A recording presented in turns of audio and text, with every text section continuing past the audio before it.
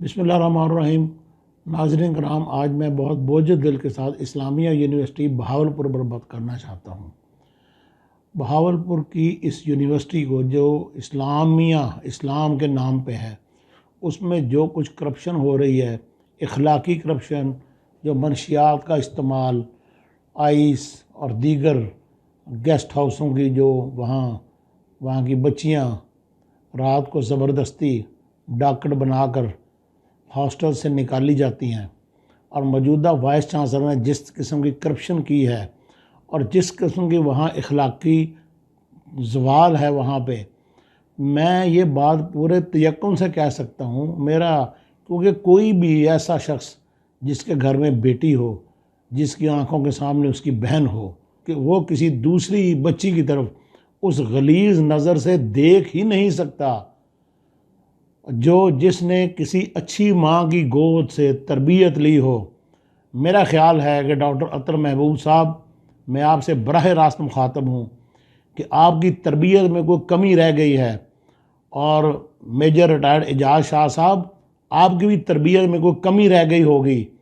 और प्रोफेसर अबू बकर साहब, आप पिछले 13 साल से जो बहावलनगर कैंपस है उसके इंचार्ज हैं, और आपके बारे में ये तहरीरी रिपोर्ट मौजूद है कि आपसे किसी की इज़्ज़त महफूज नहीं, हत्ता कि फ़ीमेल स्टाफ की इज़्ज़त भी आपके हाथों महफूज नहीं। फिर भी आप जैसे दरिंदे 13 साल से वहाँ बैठे हुए हैं, और ना सिर्फ उस कैंपस के इंचार्ज हैं बहावलनगर कैंपस के, ऊपर से मौजूदा वाइस चांसलर साहब डॉक्टर अतर महबूब साहब, जो तोहफ़े तहाइफ देने में बड़े माहिर हैं, और मुल्तान तक आके अखबार नवीसों को भी और दीगर लोगों को भी तोहफ़े देते, बड़े मशहूर हैं वो तोहफ़े देने में। और वो आपको, डॉक्टर अबू बकर साहब को उठाकर अजाफ़ी ओहदा देते हैं, बजाय उसके कि उनकी गोशमाली की जाए, उनको अजाफ़ी ओहदा देकर यूनिवर्सिटी का ख़जानची मुकर्रर करते हैं। और उनकी करप्शन कितने की है? 9.5 अरब रुपए का हेर फेर है, घपले हैं। ये सूरत हाल है इस्लामिया यूनिवर्सिटी की। नाज़रीन, मैं पिछले 23 साल से इस खत्ते में हूँ। मैंने इस्लामिया यूनिवर्सिटी से पहले ज़िकिया यूनिवर्सिटी बहावलपुर के एक प्रोफेसर वासिफ नुमान, जिन्होंने किसी लड़की को ब्लैकमेल करने के लिए कोई वीडियो बनाई थी, उस इशू को उठाया। मैंने एक अली रज़ा के इशू को उठाया, जो मुल्तान के कुरैशी ख़ानदान का बच्चा था, जिसने एक मरजान नामी लड़की, ये नाम लड़की का मैं इसलिए ले रहा हूँ कि वो अपने वालिद के हमरा बड़ी जुर्रत के साथ हमारे दफ्तर आई थी, और उसने कहा था आप मेरे नाम के साथ ख़बर बनाएं।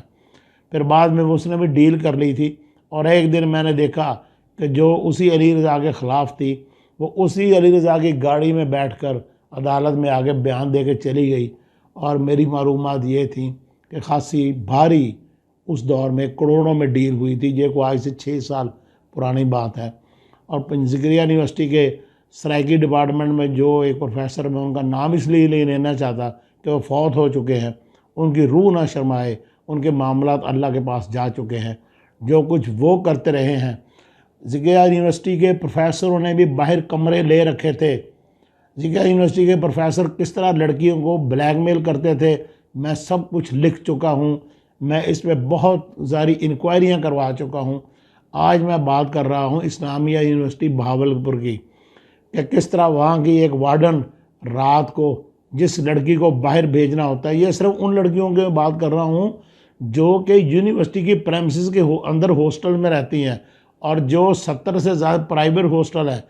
इस यूनिवर्सिटी की कैपेसिटी कितनी है, स्टाफ कितना है, जितना प्रोफेसर है यहाँ पे, जितना स्टाफ है, वो ज़्यादा से ज़्यादा मैक्सिमम अगर तलबा और तालबात को अकोमोडेट कर सकता है तो उसकी तादाद 20,000 है। और आपके इल्म में होगा कि यूनिवर्सिटी में मौजूदा वाइस चांसलर साहब ने 70,000 से ज़ायद दाखिले कर लिए हैं।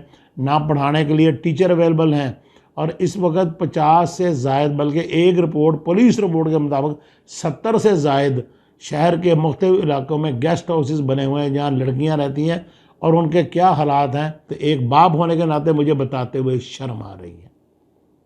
एक मछली किस तरह पूरे तालाब को गंदा कर रही है, और किस तरह वहाँ से रात को लड़कियाँ उठाई जाती हैं और किस तरह ले जाई जाती हैं। और मैं इसमें लड़कियों को कसूरवार नहीं ठहराता। एक गरीब बच्ची जो अहमदपुर शर्किया से, जो हासरपुर से, जो रहीम यार खां से, जो लोधरा के किसी गांव से पढ़ने के लिए गई है, और वो कबूल सूरत है, वो देखने में अच्छी लगती है, वो किस तरीके से प्रोफेसर हजरात के हाथों ब्लैकमेल होती है, ये तो दरिंदों के हाथों में वो गोश्त नोचने वाली बात है कि किस तरीके से प्रोफेसर उनको फेल करते हैं। क्या जुल्म है। सेमेस्टर सिस्टम के एक ही प्रोफेसर वही पेपर बनाएगा, वही पेपर चेक करेगा, वही मार्किंग करेगा, वही आपको फेल करेगा, वही आपको पास करेगा, वही आपका वाइवा लेगा। गोया वो तो अंदाता बन गया ना, वो जो चाहे करता फिरे, उसको कोई पूछने वाला नहीं है। वो जो चाहे, जिसको चाहे फेल करे, और जिस लड़की को फेल कर दिया जाए, फिर उस लड़की जो प्राइवेट हॉस्टल में रहती है, वो अपनी माँ को क्या मुंह दिखाए। माँ फिर उसको डांटती है, बाप डांटता है कि तो पढ़ती रही है, फेल हो गई है। तो 3-4 महीने उसके जो अजाफी लगते हैं, उसके अखराजात जो गरीब माँ बाप बर्दाश्त करते हैं, उससे फिर बेहतर ये होता है कि जिनमें गैरत की कमी है, जिनके घर में माँ बहन और बेटियां नहीं हैं, जिन्होंने किसी माँ के बतन से जन्म नहीं लिया, जिनका जन्म किसी और ही तरीके से हुआ होगा, वो फिर उन लोगों के, उन असातिज़ा कराम, मैं कराम नहीं कहता, उन असातिज़ा के हाथों जो रूहानी बाप हैं, वो ब्लैकमेल होती हैं।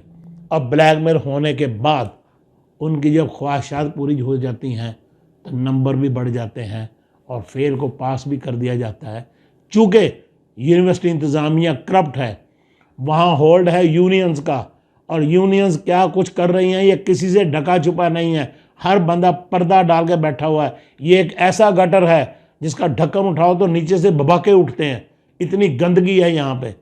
लेकिन अब एक बात सामने है, इससे पहले एक प्रोफेसर साहब पकड़े गए और प्रोफेसर साहब को पुलिस ने पकड़ा। हम तो कहते हैं ना पुलिस वाले बड़े जालिम, लेकिन कहीं ना कहीं गैरत किसी न किसी पुलिस वाले की ज़रूर जाग रही है। जो चंद प्रोफेसर हैं, मैं मेजॉरिटी की बात नहीं कर रहा, इनकी जो नहीं जाग रही, वो उस प्रोफेसर के साथ लड़कियों को भी गिरफ़्तार करते हैं। और जिस वक्त गिरफ़्तार करते हैं, प्रोफेसर साहब की पैंट उतरी हुई होती है, लेकिन वो प्रोफेसर को मौका देते हैं पैंट पहनने का और लड़कियों से कहते हैं खामोशी से चले जाओ, ये जानते हुए कि उनका केस कमज़ोर होगा। इसके बावजूद लड़कियों को भेज देते हैं।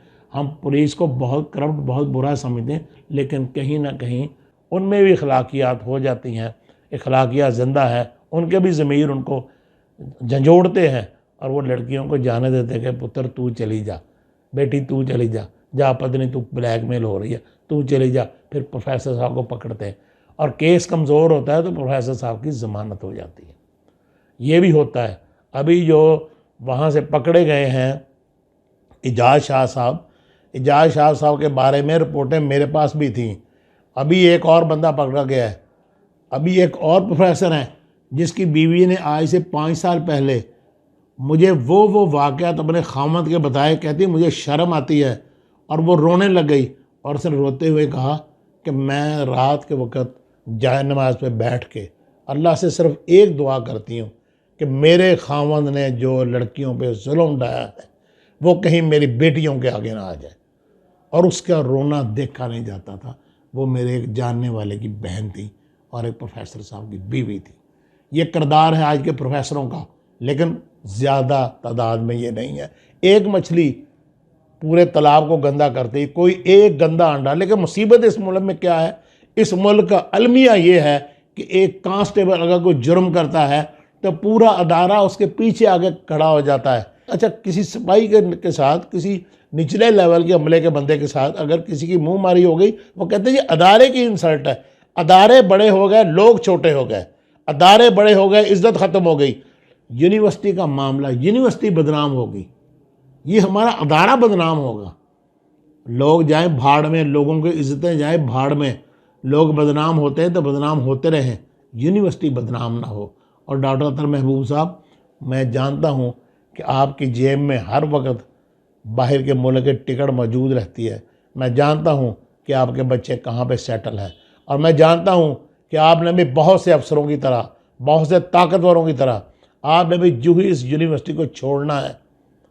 लेकिन वही कहते हैं ना, लग छूटती नहीं है काफर मुंह को लगी हुई। जो खलवाड़ आपने रहीम यार खां कैंपस में किया, उसको 100 से ज़रब देकर आपने इस्लामिया यूनिवर्सिटी का बुरा हाल किया। मेरे पास यूनिवर्सिटी के प्रोफेसर हजरात जो किस्से कहानियाँ सुनाते हैं, ये सारे कागजात मेरे सामने पड़े, ये भरे पड़े हैं आपके करतूतों के। चीफ मिनिस्टर इंस्पेक्शन टीम आपके ख़िलाफ़ इंक्वायरी करती है और चीफ मिनिस्टर इंस्पेक्शन टीम में इंक्वायरी करने वाले एक सेक्रेटरी हैं और एक हायर एजुकेशन के ऑफिसर हैं, एक एडिशनल सेक्रेटरी हैं, और वो जनाब इंक्वायरी में ये रिकमेंड करते हैं कि इन्हें किसी अहम पोस्ट पे ना लगाया जाए, इन्हें किसी इंतज़ामी पोस्ट पे ना लगाया जाए। और वो क्या ये कहते हैं ये कैसे वाइस चांसलर लग गए इतनी शिकायत के बावजूद, लेकिन इसके बावजूद वो वाइस चांसलर लगे हुए हैं और 2 टेन्योर के बाद अब भी कोशिश कर रहे हैं कि उन्हें मज़ीद मौका मिले। अभी उन्होंने अपनी कब्र की जो ईंटें हैं वो सोने की बनवानी है, पैसा तो वो इतना कमा चुके हैं। मुझे वाइस चांसलर साहब आप ये फरमाएं, आपने लाहौर में घर किस लिए लिया हुआ है? बच्चे तो रहने वाले हैं वो कराची के हैं, लाहौर की DHA में आपका घर किस मकसद के लिए है? आपके घर पे कैमरे नहीं लगे हुए लेकिन इर्द गिर्द कैमरे लगे हुए हैं, और वो कैमरे हर उस गाड़ी की नंबर प्लेट की रिकॉर्डिंग उन कैमरे में मौजूद है। कैमरों में जो ग्रीन नंबर प्लेट की गाड़ियाँ उस घर में आती हैं आपसे मिलने, और जो गाड़ियाँ और भी आती हैं जो बहावलपुर से जाती हैं और क्या लेकर जाती हैं, मेरी ज़ुबान ज़ेब नहीं देती, मेरी तरबियत ज़ेब नहीं देती कि मैं ये बातें आपको बताऊं। अब मुझे पता है और मैं सलाम पेश करता हूं DPO बहावलपुर अब्बास शाह साहब को, वाकई वो को सैयद ज़्यादा है जिसने स्टैंड लिया और जो मुकाबला कर रहा है, वरना इससे पहले बहुत से ऑफिसर भी इसी यूनिवर्सिटी से मुस्तफ़ीद होते थे। मैं किसी को बदनाम नहीं करना चाहता, मैं किसी का नाम नहीं लेना चाहता, मेरा मकसद इस्लाह है, मेरा मकसद ये है कि बेहतरी हो जाए, मेरा मकसद ये है कि शायद इनके ज़मीर जाग जाएं। लेकिन एक बंदा जिसके खिलाफ रिपोर्ट लिखी जाती है, आप इंक्वायरी करके उसको मुअत्तल करने के बजाय, उससे इख्तियारात छीनने के बजाय आप तो उसे उठाकर ख़जानादार बना देते हैं। और आपने जाली तकर्रियाँ की, DG एंटी करप्शन गवर्नर साहब के नाम, वज़ीर आला के नाम ख़त लिखता है। और मुझे पता है कि किस तरह गवर्नर सरवर, वैसे वो बड़े लंबी लंबी बातें करते थे। मेरी वालदा अल्लाह उन्हें गरीब के रहमत करे, वो कहा करती थी, पुत्र जेदी ज़बान चल दी वो 10 हाथ चल दे। तो गवर्नर जो साहब का गवर्नर थे ना चौधरी सरवर, उनकी भी बड़ी ज़बान चलती थी, बड़े कहानी गीर थे, वो कहानियाँ डालते थे। लेकिन डॉक्टर अतर महबूब के वो भी सहूरतकार थे। क्यों थे ये मेरे इल्म में अभी नहीं, इल्म में होगा तो मैं इसी कैमरे पे इसी जगह पे बैठ के ज़रूर बात करूँगा, अभी मेरे इल्म में नहीं है। लेकिन इनकी फ़ाइल वो क्यों दबा कर बैठे रहे, ये सवाल का जवाब वो दुनिया में दे देंगे तो दुनिया में दे दें, वरना रोज़े महशर तो उन्हें देना ही पड़ेगा। अब आगे आ जाए, हायर एजुकेशन की इंक्वायरी अलहदा है, चीफ मिनिस्टर इंस्पेक्शन टीम की इंक्वायरी अलहदा है। अच्छा, फेडरल सेक्रेटरी हायर एजुकेशन की इंक्वायरी अलहदा है, एंटी करप्शन की इंक्वायरी अलहदा है। सारी इंक्वायरी रिपोर्टें चीख चीख कर इनके करतूत बता रही हैं, लेकिन कोई बात सामने आ रही। और अभी जो एजाज शाह साहब पकड़े गए हैं, मैं तादाद में नहीं जाता, अगर उनके मोबाइल से एक भी वीडियो बरामद हुई है और किसको ब्लैकमेल किया गया है। अब उसके पास एक बंदा था जिसकी वीडियो पे तस्वीर है, मैं वो तस्वीर शेयर करूंगा। वो डबल कैबिन डाले के ऊपर ऐसे बैठा है, था वो कांस्टेबल, लेकिन उसे SHO कहा जाता था। उसकी तस्वीरें अभी आप देख लेंगे, जिसको एजाज शाह साहब ने SHO बनाया हुआ था और उनको बाकायदा ट्रेनिंग दिलवाई गई वीडियो बनाने की, ये जो वहाँ सिक्योरिटी गार्ड थे। अब देखिए, एक मरतबा जो लेडी डियाना आई थी पाकिस्तान, तो शहबाज शरीफ उनके साथ बैठे थे, हमारे एक फ़ोटोग्राफ़र थे शाहिद खान, तो वो शहबाज शरीफ ने ऐसे हाथ किया तो भाग के एक साइड पे गया, उसने ऐसे एंगल से तस्वीर मारी कि ऐसे लगा जैसे शहबाज शरीफ साहब ने हाथ जो है ना, वो जो प्रिंसेस थी उनकी ठोड़ी के नीचे हाथ रखा हुआ है। हालांकि उनके दरमियान कम से कम 2 से 2.5 फुट का फासला था लेडी डियाना और शहबाज शरीफ साहब के ख़िलाफ़। लेकिन वो ऐसे एंगल पे गया, उसने तस्वीर बनाई और वो तस्वीर से ऐसे लगा जैसे वो अपने हाथ, उनका हाथ उसकी ठोड़ी को हाथ लगा रहे हैं। तो ये कैमरा ट्रिक होते हैं। अब ये क्या करते हैं, इनको बाकायदा एजाज शाह साहब ने कैमरा सिखाया। ये ऐसे एंगल पे जाके लड़की और लड़का कहीं लॉन में बैठे, कहीं बाग में बैठे, किसी पार्क में बैठे, किसी बेंच में बैठे, ये ऐसे एंगल पे वीडियो बनाते, तस्वीर बनाते थे जैसे लगता था कि बिल्कुल करीब है, या एक दूसरे के हाथ में हाथ डाले हुए हैं, या इस तरह हाथ के ऊपर हाथ है, ऐसे बन जाते। फिर उसके बाद ये जो SHO साहब थे, जो सिक्योरिटी गार्ड है और उसको SHO कहा जाता है, ये उस लड़की और लड़के को बुला लेते थे, फिर कैसे वो इजाज़ साहब के पास पेश होते थे। पर लड़का तो पैसे देकर छूट जाता था, लड़की को मैं इससे आगे क्या कहूँ, मेरी ज़ुबान साथ नहीं देती, मेरी तरबियत मुझे रोकती है। लेकिन जो वीडियोस बरामद हो चुकी हैं, जो मोबाइल फोरेंसिक के लिए जा चुके हैं, वो चीख चीख कर बहुत कुछ बता रहे हैं। कोई दावा करता है 5000 वीडियोस का, कोई दावा करता है 7000 वीडियोस का। मैं कानों को हाथ लगाता हूँ, मैं कोई ऐसा दावा नहीं करता, लेकिन वीडियोस की तादाद काफ़ी ज़्यादा है। एक भी हो तो काफ़ी है, एक की भी सज़ा है और 10 की भी सज़ा है। अब मुझे पता है कि इसकी ज़मानत हो जानी है, कल पेशी है, कल एजाज शाह साहब जुडिशल पे चले जाएंगे, 2 दिन बाद ज़मानत होगी। क्योंकि इस मुल्क में हमारा जो निज़ाम अदल है वो ज़ालिम का, ताकतवर का सहूलतकार है। ये निज़ाम अदल मुकम्मल सहूलतकारी करता है। सबूतों के फ़ाइल ले जाएं, इन्हें कुछ नहीं मिलता। मुझे पता है कल वो जुडिशल होगा और 4 दिन बाद वापस आ जाएगा। फिर जिसको शर्म हया नहीं, उसको क्या बनेगा। और अभी उसकी जगह पे जिस बंदे को लगाया है मुदस्सर जमील, ये करप्शन के इल्ज़ाम में निकाला गया था, फिर दोबारा क्यों रखा। और माफ़ कीजिएगा, इस पर भी इखलाकी इल्ज़ामात हैं। वाइस चांसलर साहब, बहुत बोझ आपने उठा लिया अपने ऊपर और आपको हिसाब देना पड़ेगा उस एक दिन जो 626 दिन का एक दिन है। क्योंकि जो कायनात का साल है वो एक दुनिया के 1000 साल और कायनात का एक दिन एक बराबर है। 1000 साल का एक दिन है। और अगर उस हिसाब से देखा जाए तो नबी पाक सल्लल्लाहु अलैहि वसल्लम के वसाल को 1.5 दिन हुआ है। यही वजह है ना कि जब नबी पाक सल्लल्लाहु अलैहि वसल्लम से पूछा गया कि क़यामत कब आएगी, तो उन्होंने कहा 1 दिन, फिर कहा शायद 1.5 दिन। तो वो 1.5 दिन, एक दिन वो कायनात वाला एक दिन था, वो नूरी साल वाला एक दिन था, वो लाइट ईयर वाला, वो जो अलहदा हिसाब है, जो कायनात का हिसाब है, जिसकी वुसअतों का इंसान अंदाज़ा नहीं लगा सकता। तो जनाब डॉक्टर अतर महबूब साहब, आपने हिसाब देना है। आपकी पर्दापोशी से, आपकी मुआवनत से और सिर्फ आपकी इस आदत की वजह से मैंने बहुत सी मालूमात ली, मुझे अभी तक कहीं से कोई ऐसा इशारा नहीं मिला कि आपके ऊपर इखलाकी इल्ज़ामात भी थे, नहीं थे। अभी तक मुझे कोई इशारा नहीं मिला। लेकिन आपको सिर्फ करप्शन करना थी, लिहाजा आपने हर किसी को हर किस्म के मामलात की खुली छुट्टी दे रखी। तैयारी करें, आपको दुनिया में भी जवाब देना पड़ेगा, आपको आखिरत में भी जवाब देना पड़ेगा। अभी तो आप भाग दौड़ कर रहे हैं ना कि आपको एक्सटेंशन मिल जाए, एक्सटेंशन मिल भी जाए, लेकिन वहाँ एक्सटेंशन नहीं मिलनी जहाँ आपका केस पहुँच चुका है। और वो जो फरिश्ते आपके कंधों में बैठे हैं, वो जो एक एक चीज़ लिख रहे हैं, वो रजिस्टर का लिखा हुआ नहीं मिट सकता। वो जो आपके कंधों पे फरिश्ते बैठे हैं जो एक एक चीज़ लिख रहे हैं, उनका लिखा हुआ नहीं मिट सकता। और दुनिया में कोई ऐसी स्याही पैदा नहीं हुई जो उनका लिखा हुआ मिटा सके। और वो पेश जब रजिस्टर होगा, तैयारी कर लें। दुनिया में तो आपने जो जुल्म करने थे कर लिए, वहाँ क्या जवाब देंगे, वहाँ कैसे पेश होंगे। सिर्फ करप्शन के लिए आपने ये सब कुछ किया, पर्दा डाले रखा, हर चोर को आपने प्रमोट किया और हर ईमानदार को, हर गैरतमंद को आपने कॉर्नर किया। इसका हिसाब आपको देना पड़ेगा। खुदा हाफिज़।